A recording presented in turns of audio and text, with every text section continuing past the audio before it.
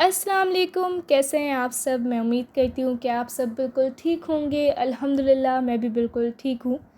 تو آج کی اس ویڈیو میں آپ لوگوں کے ساتھ جس بک کا ریویو شیئر کرنے والی ہوں اس کا نام ہے میں توبہ کیوں نہیں کرتا۔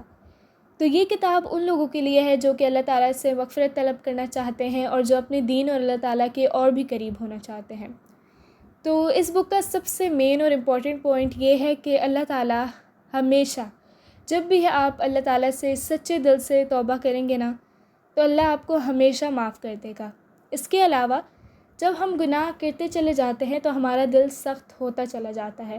آپ جتنے گناہ کریں گے اتنا ہی آپ اللہ سے اور دور ہوتے چلے جائیں گے اور پھر واپسی کا راستہ بہت مشکل ہو جائے گا۔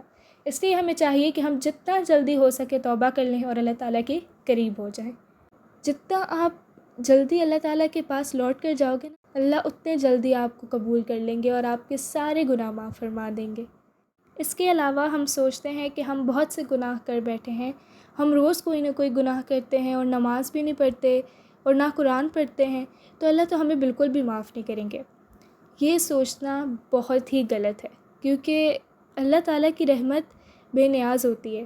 کیا پتہ آپ دل میں ہی سچی توبہ کریں اور اللہ آپ کو معاف کر دے، یا پھر اگر تم 2 رکعت نماز پڑھ لو اللہ تعالیٰ تمہیں پہلی ہی توبہ پر معاف کر دے، تمہارے سارے گناہ مٹا دیں۔ ہمیں کبھی بھی یہ نہیں سوچنا چاہیے کہ اتنے گناہ کر لیں اب تو اللہ معاف ہی نہیں کریں گے۔ اس کے علاوہ اس بک میں ایک اور چیپٹر ہے جس کا نام ہے میں توبہ کیسے کروں۔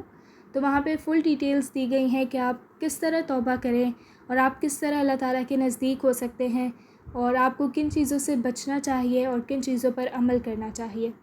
اس کے علاوہ ایک نئی بات جو مجھے اس کتاب کے ذریعے پتہ چلی وہ یہ تھی کہ اگر کوئی انسان اپنا گناہ کسی اور انسان کے، اپنے والدین کے، اپنے دوست کے، اپنے استاد کے، کسی بھی انسان کے ڈر سے چھوڑ دیتا ہے نا تو اس کا اجر بالکل بھی اس طریقے سے نہیں ملتا جس طریقے سے اگر کوئی انسان اللہ کے ڈر سے اس گناہ کو چھوڑے۔ تو ہمیں چاہیے کہ ہم ہر ایک کام چاہے وہ اچھا ہے، چاہے وہ گناہ کو چھوڑنا ہے، چاہے وہ کسی کی مدد کرنا ہے، کوئی بھی کام ہم صرف اللہ تعالیٰ کی ہی رضا کے لیے کریں۔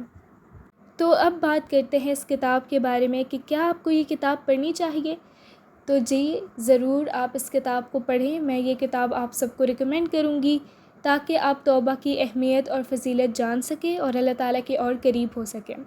جب تک ہمیں اپنے گناہوں کے بارے میں، ان کے عذاب کے بارے میں نہیں پتہ چلتا تب تک ہم سوئے رہتے ہیں اور ہم غفلت میں ہی رہتے ہیں۔ تو ہمیں چاہیے ہم ان چیزوں کے بارے میں جانیں تاکہ ہمارا ایمان اور تازہ ہو۔ اس کے علاوہ آپ اور بھی اسلامک کتابیں ڈھونڈیں جن میں قرآنی آیتیں اور حدیث دی گئی ہوں تاکہ آپ کو پتہ ہو یہ اوتھینٹک چیزیں ہیں۔